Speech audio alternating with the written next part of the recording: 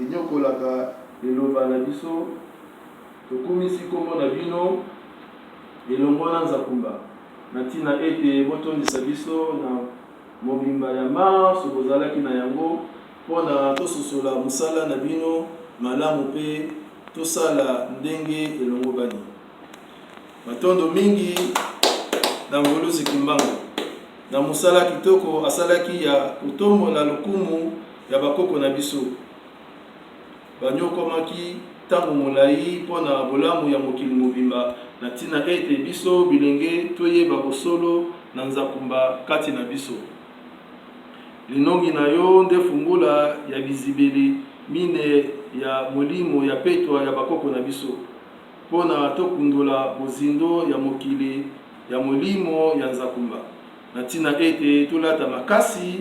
ya kobebisa misala nyonso na soloka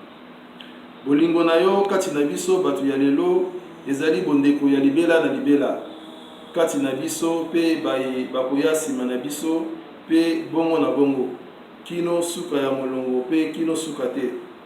matondo mingi na pasi nyonso bomonaki ya kolongola biso kati na minyololo ya badongola meso mpona tokoma ndenge moko lokola bato banso mpo mokili mopepe na bino ya mpeve ya Kongo ezali kotambola na biso elongo ntango nyonso kino moi mwa lelo mpona totalisa biso bisengo ya likambo mpona tokangolama na maso ya bomoi na biso bitumba nyonso bobundaki ezalaki mpona biso tokundola bosolo ya maso mpona tokokisa mokano ya etinda na bino bato ya kala mpe biso bato ya lelo ozali mongengisi nzela ya bomoi na biso bato ya lelo na petwa nyonso botambolaki na yango ya nzakumba ezalaki mpona kobuka banzube nyonso batiaki na banzela na biso mpe kopika bendele ya elonga oyo ekokangola bileko nyonso oyo ekoyingela nsima na biso mpe bino bokasi na bino ebundela biso ntango nyonso kati na mikakatano mpe mitungisi ya milimo na soloka mpona tozala na makasi ya maso bolobaki na kombo na biso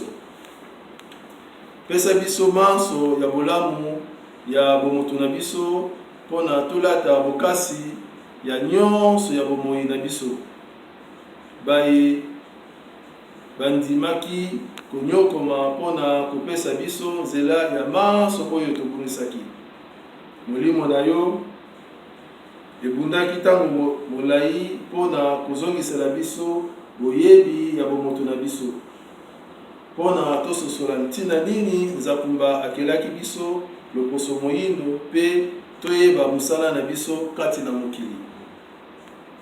matondo mingi na nzambe ya Kongo na likabo ya bobikisi akabelaki mokili oyo na nzela ya mamaki pavita isipa mpona tobuka mbuma ya bolamu ya bomoto na biso ozali likunzi ya bosembo ya bonzambe ya bakoko na biso pamba te ofungolaki nzela ya bondeko na biso na nzakumba yango nde bokasi ya maso mpona tokokisa mokano ya yenda oyo bolobaki na kombo na biso mpona maso ezonga na kimia ndenge elingaki posa na bino toleki na eteni ya misato oyo tobengi ouverture ya monde spirituel ya mateya lokola mama kipavita isipa batumbaki ye na moto ya koni elembo ya moto nde ekopesa biso nzela mpona tokutana na bolamu ya molimo ya bakoko kipavita isipa esengeli topelisaka moto ya koni na lisanga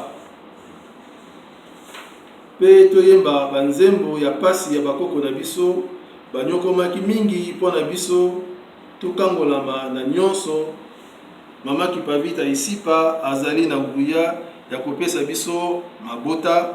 na nzela ya sanza ya sika ebengami nouvelle lune, sanza ya mobimba ebengami pleine lune, pe première évolution de quartier ezali sanza ebandi kokatana mpona pratique ya demande ya mabota pe ya bamakambo ebele. Kobimisa mutu oyo azali na kokoso ya mabota na se ya sanza ya sika na mikolo sambo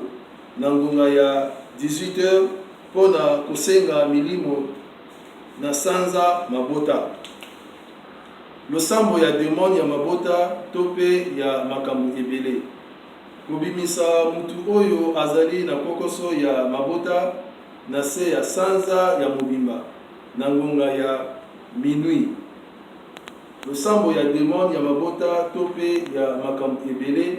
Kobimisa mutu oyo azali na kokoso ya mabota na se ya sanza ya première évolution du quartier na mokolo ya misatu na ngunga ya 23h. Losambo ya mabota to pe ya makambo ebele tokosalela chiffre 7 to 100 par rapport ya détermination ya moto, pamba te moto wana epelaki mikolo sambo mpona parcours ya biso bakitani na bango. Mama Kipavita isipa asalaki déplacement ya monde spirituel bantu na kati ya sanza na mikolo sambo mpona kovandela molimo na soloka ya Ange Gabriel oyo ekenda pembeni ya sanza mpona kotia mobulu na évolution ya fécondation ya nzakumba. Changement d'évolution ya sanza esalamaka na le 9 juillet 1706. Toleki sikoyo na eteni ya minei.